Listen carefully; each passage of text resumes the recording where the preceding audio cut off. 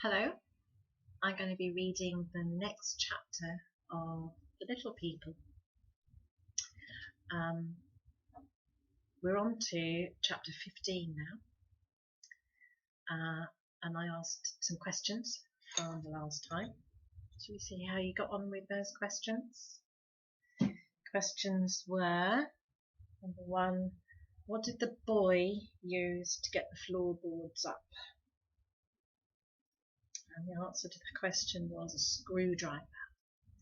Remember, Pod and Homily were in bed, and this enormous screwdriver comes into their bedroom. And they think, what is it? Because it's a giant screwdriver, because they're really tiny. So it's screwdriver. Question number 2. What was the first piece of furniture the boy put down into their he thinks it's a hole in the floor. To them it's their bedroom. And it was a dresser, complete with little tiny plates. So like a Welsh dresser with plates and cups already on it. And question number 3, what colour was the chair the boy got for Pod? So after the dresser, he put down a little chair, and Pod tries it, and it was a red velvet chair. Pod quite liked it, didn't he? Okay, so yeah, last time Pod and Homily and Arrietty were all in bed, and the boy levered up the floorboards and put some dolls' furniture in their home. Pod and Homily were very frightened to begin with, but Arrietty was really happy to see all the nice things he bought for them and to say hello to the boy again. And she's not frightened of him. I think that's because she's used to him. But Pod and Homily aren't. It's the first time they've really met him. Okay, so shall we see what happens in chapter 15? Okay, so then began a curious phrase in their lives. Borrowings beyond all dreams of borrowing. A golden age. Every night the floor was opened and treasures would appear. A red carpet for the sitting room, a tiny coal scuttle, a stiff little sofa with damask cushions, a double bed with a round bolster, a single with a striped mattress, framed pictures instead of stamps, a kitchen stove which didn't work but which looked lovely in the kitchen. There were oval tables and square tables and a little desk with one drawer. There were 2 maple wardrobes, one with a looking glass, and a bureau with curved legs. Homily grew not only accustomed to the roof coming off, but even went so far as to suggest to Pod that he put the board on hinges. It's just the hammering I don't care for, she explained, and it brings down the dirt. When the boy bought them a grand piano, Homily begged Pod to build a new room. Next to the sitting room, she said, and we could move the storerooms further down. Then we could have those gilt chairs he talked about, and a palm in a pot. Pod, however, was a little tired of furniture removing. He was looking forward to the quiet evenings when he could doze at last beside the fire in his new velvet chair. No sooner had he put a chest of drawers in one place when Homily, coming in and out of the door to get the effect, made him try it somewhere else. And every evening, at about his usual bedtime, the roof would fly up and more stuff would arrive. But Homily was tireless, bright-eyed and pink-cheeked after a long day's pushing and pulling. Just try it, she would beg, lifting up one end of a large doll's sideboard so that Pod would have to lift the other. It won't take a minute. But as Pod well knew, in fact it would take several hours before, dishevelled and aching, they finally dropped into bed. Even then Homily would sometimes hop out to have one last look. In the meantime, in payment for these riches, Arrietty would read to the boy every afternoon in the long grass beyond the cherry tree. He would lie on his back, and she would stand beside his shoulder and tell him when to turn the page. They were happy days to look back on afterwards, with the blue sky beyond the cherry boughs, the grasses softly stirring, and the boy's great ear listening beside her. She grew to know that ear quite well, with its curves and shadows and sunlit pinks and golds. Sometimes, as she grew bolder, she would lean against his shoulder. He was very still while she read to him, and always grateful. What worlds they would explore together! Strange worlds to Arrietty. She learned a lot, and some of the things she learned were hard to accept. She was made to realize once and for all that this earth on which they lived, turning about in space, did not revolve, as she had believed, for the sake of little people. Nor for big people either, she reminded the boy when she saw his secret smile. In the cool of the evening, Pod would come for her, a rather weary Pod, dishevelled and dusty, to take her back for tea. And at home there would be an excited Homily and fresh delights to discover. "Shut your eyes," Homily would cry. "Now open them!" And Arrietty, in a dream of joy, would see her home transformed.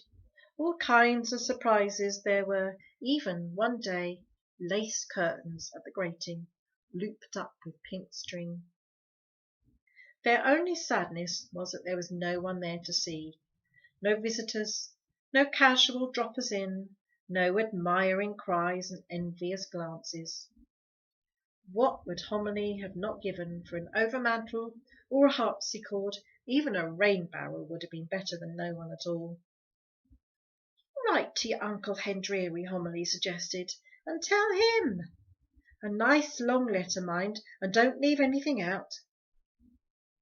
Arrietty began the letter on the back of one of the discarded pieces of blotting paper, but it became, as she wrote it, just a dull list, far too long, like a sale catalogue or the inventory of a house to let.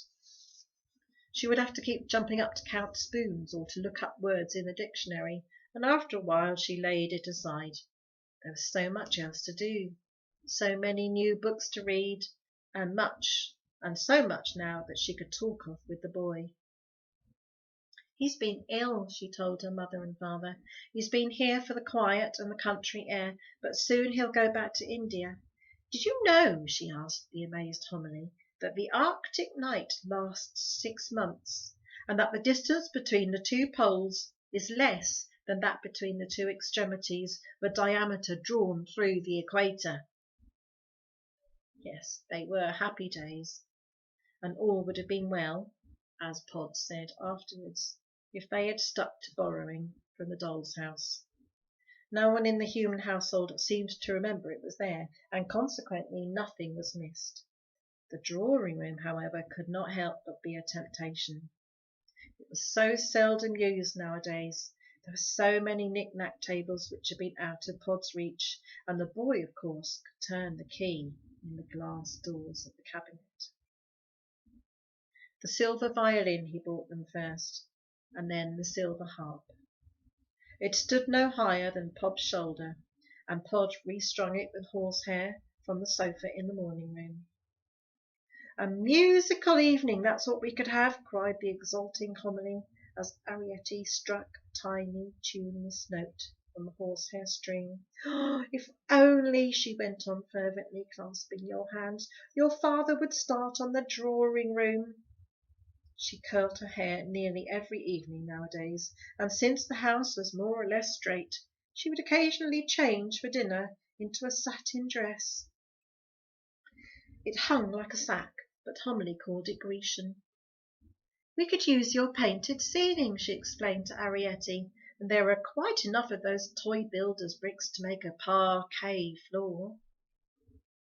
Even Great Aunt Sophie, right away upstairs in the littered grandeur of her bedroom, seemed distantly affected by a spirit of endeavour which seemed to flow in gleeful whirls and eddies about the staid old house.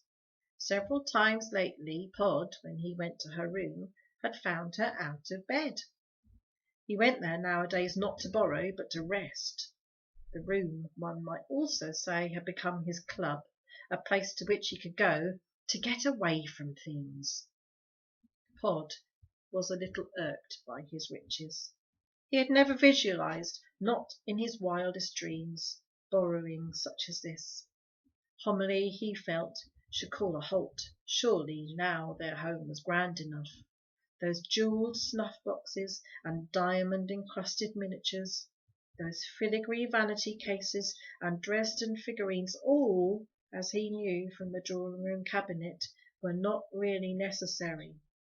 What was the good of a shepherdess nearly as tall as Arrietty, or an outsized candle snuffer?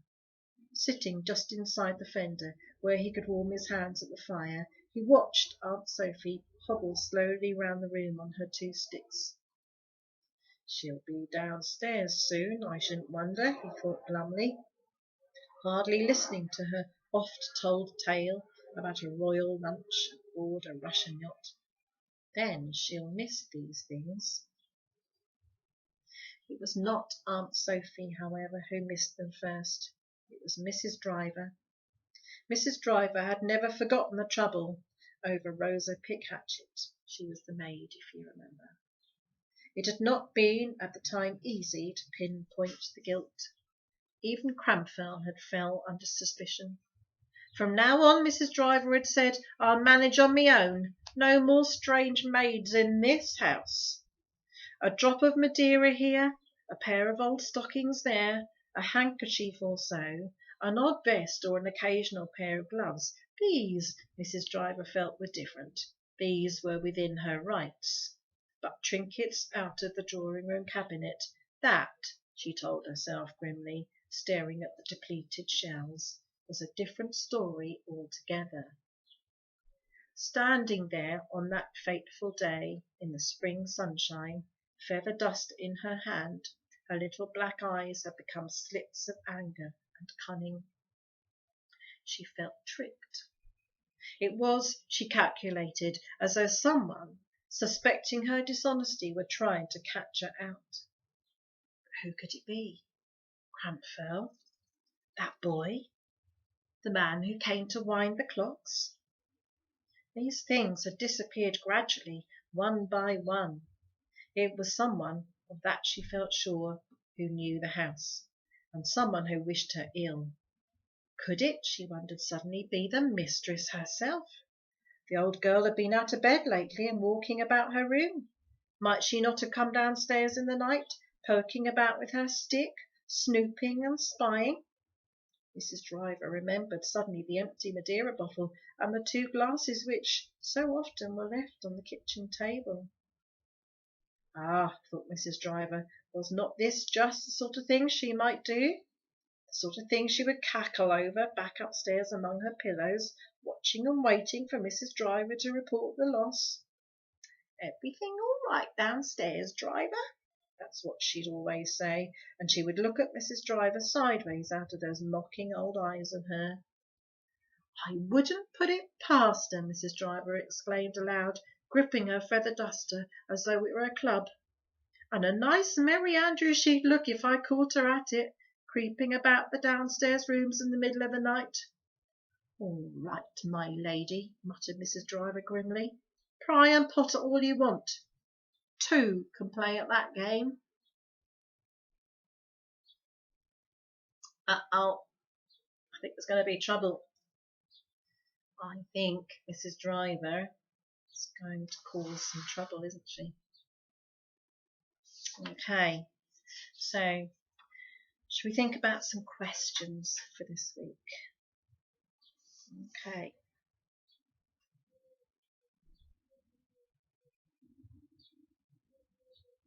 So, what were all of the treasures the boy was bringing for Pod, Homily and Arrietty? So, question number 1. What did the boy bring for the boys?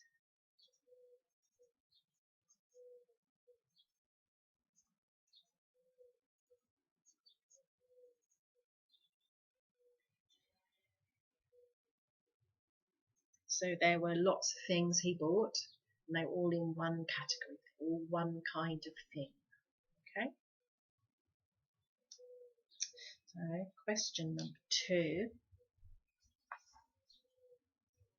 What did Arrietty do for the boy in return for all of the things he bought them?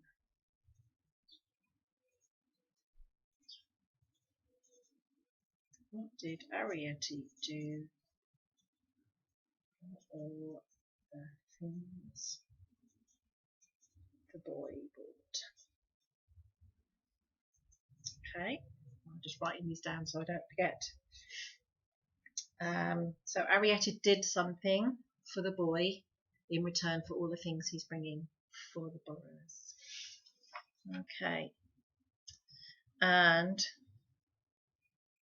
what was Mrs. Driver holding in her hand when she noticed all the things missing from the cocktail cabinet? So she was doing something. She had in her hand